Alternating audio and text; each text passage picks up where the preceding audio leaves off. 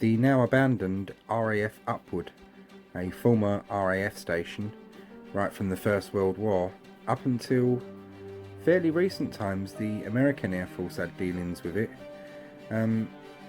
Sadly, this one shows the more nastier side of urban exploring because it's been badly vandalised. Even more unfortunately, me and my nephew Brandon arrived just that little bit too late to see this tank, which we would have loved to have seen, but it was taken away just a short time before we done our tour, which we was pretty peeved about, to be honest with you. But this site is under redevelopment, so it's going to be housing and other civilian uses. We get into quite a lot of the buildings, some of which are a little bit dangerous. Nearly went through a floor in one of them.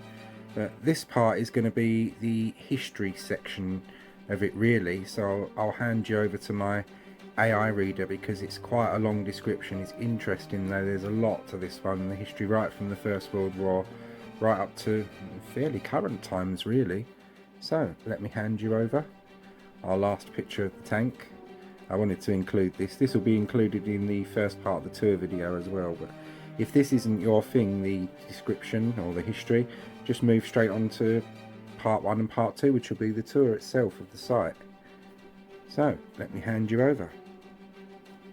History of RAF Upwood. World War I and the early Air Force. The Royal Flying Corps requisitioned 160 acres of farmland near the village of Upwood in 1917. In September of that year the station opened as Bury, Ramsey. This initial name referred to its location near the village of Bury and the larger market town of Ramsey. Initially, there were no permanent flying units assigned to the station. Instead, No. 75 Squadron flying BE.2 aircraft out of nearby Elmswell, Suffolk, used the station as a night landing ground and satellite field. Upon opening, there were no permanent buildings at the airfield. By the summer of 1918, a number of huts and 5 hangars were in place. It was during this time that the field was renamed Upwood. In July 1918, No. 191 Night Training Squadron moved to Upwood. In addition to BE.2s, 191 NTS also flew the DH.6. Whilst at Upwood, they converted to the FE.2B. In October 1918, No. 190 Night Training Squadron arrived flying the 504K. After the end of the First World War, in November 1918, the squadrons were no longer needed, and were disbanded in May and June 1919. The airfield itself was returned to the local community and the buildings cleared. This ended the first round of activity at RAF Upwood. The interwar years. In the early 1930s, Britain realized its air defense capabilities were in urgent need of expansion. The major expansion of the Royal Air Force announced in 1934 resulted in many new airfields opening over the remainder of the decade. One of these was RAF Upwood. The old First World War airfield site was selected to be reactivated and expanded. The new station was designed to accommodate 2 medium bomber squadrons with room for a third. By 1936, construction had begun in earnest, with 2 of 5 C-type hangars started. On the 27th of February, 1937, the first flying unit arrived at Upwood in the form of No. 52 Squadron RAF, flying Hawker Hinds. This unit was joined on the 1st of March, 1937 by No. 63 Squadron and its Hawker Audaxes. During their time at Upwood, No. 52 and 63 squadrons became training units and took on both Fairey Battle and Avro Anson aircraft. In August and September 1939, the 2 squadrons were reassigned, opening the field up to its new tenant, No. 90 Squadron, flying Bristol Blenheims.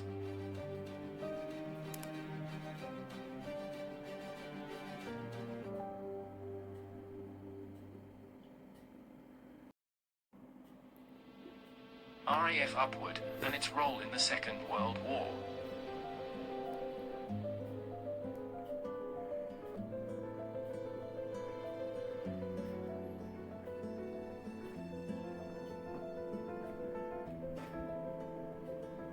invasion of Poland on the 1st of September 1939, the Second World War was underway.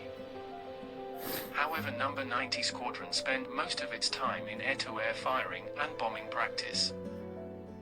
They were joined in February 1940 by another medium bomber unit, No. 35 Squadron, flying both Blenheims and Ansons.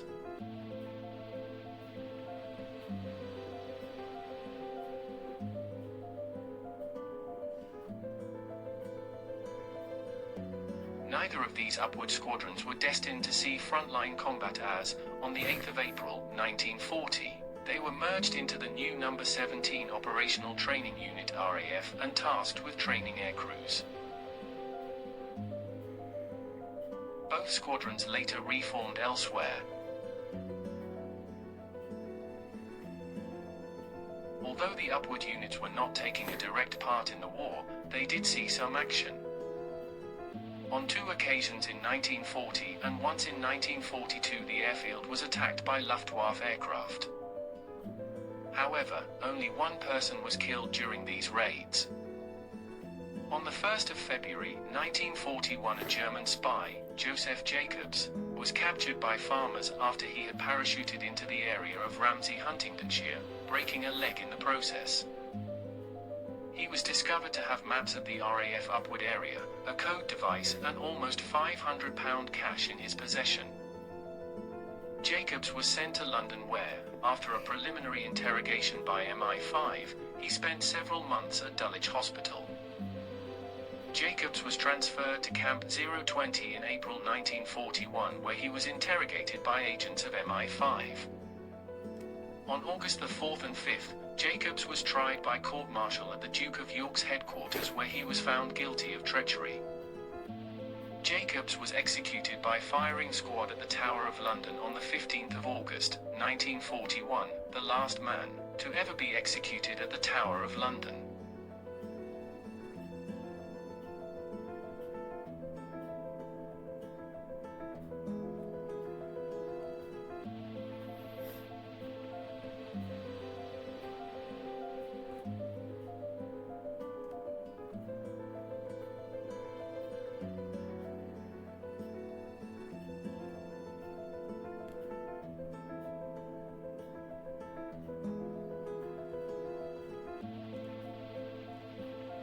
Since its opening in 1937, Upwood had seen frequent periods where flying operations had to be curtailed or halted altogether due to the grass airfield being unserviceable. This unserviceability was caused by the levels of rain and general dampness of the area. When No. 17 OTU was chosen for transition to Vickers Wellington bombers, it was decided to move the unit from Upwood, as the field would never take the pounding from these heavier aircraft. When 17 OTU departed for RAF Silverstone in April 1943, Upwood was left with no aircraft. The RAF took this opportunity to begin construction of 3 concrete runways. These runways were completed by October. The first flying unit to use the new runways at Upwood was No. 139 Squadron flying de Havilland Mosquitoes. They arrived in late January 1944 and flew their first mission against on the 2nd of February, a single-plane mission to drop target indicators over Berlin. On the 5th of March, 1944 Upwood became home to No. 156 Squadron and its Avro Lancasters. They flew their first mission from Upwood on the 15th of March, 1944, attacking Stuttgart with 22 aircraft.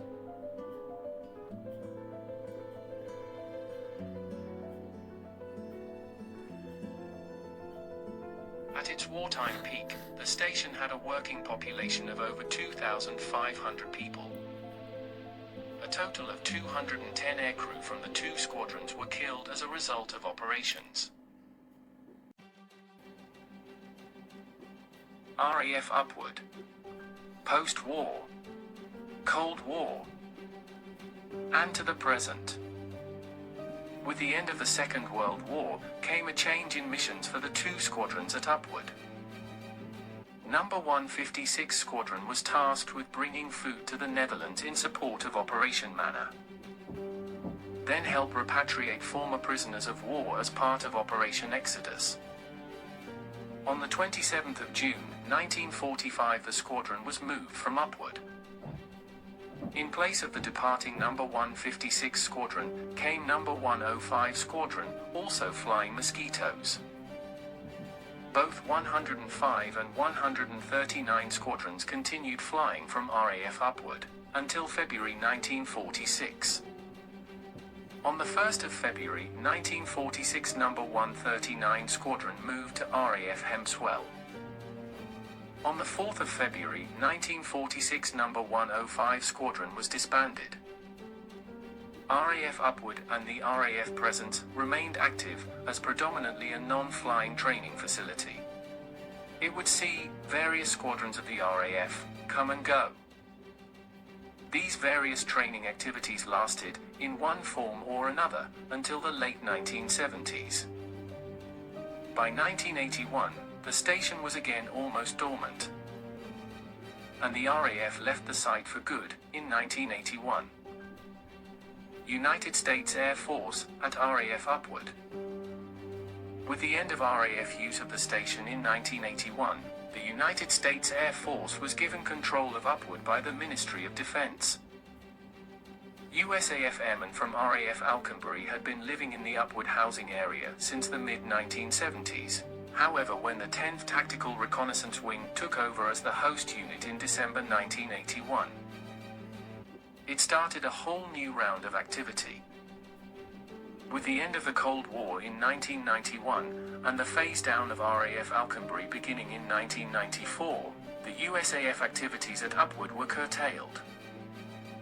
RAF Upwood was returned to the British government control in September 1995, and with the number of airmen assigned to the area reduced, the need for housing became less and less.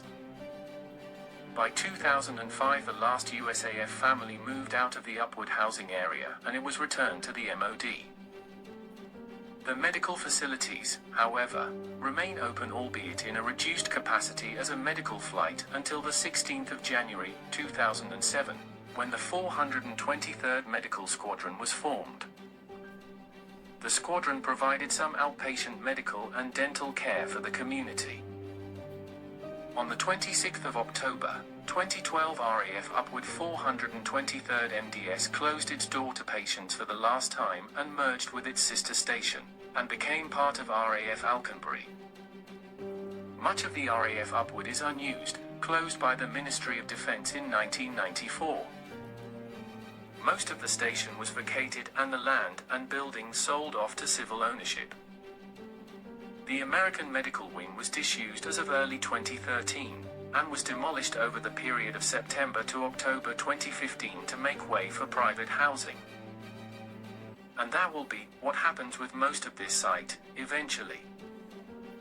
Now, join me and Brandon as we take a walk around this abandoned and extremely vandalized place.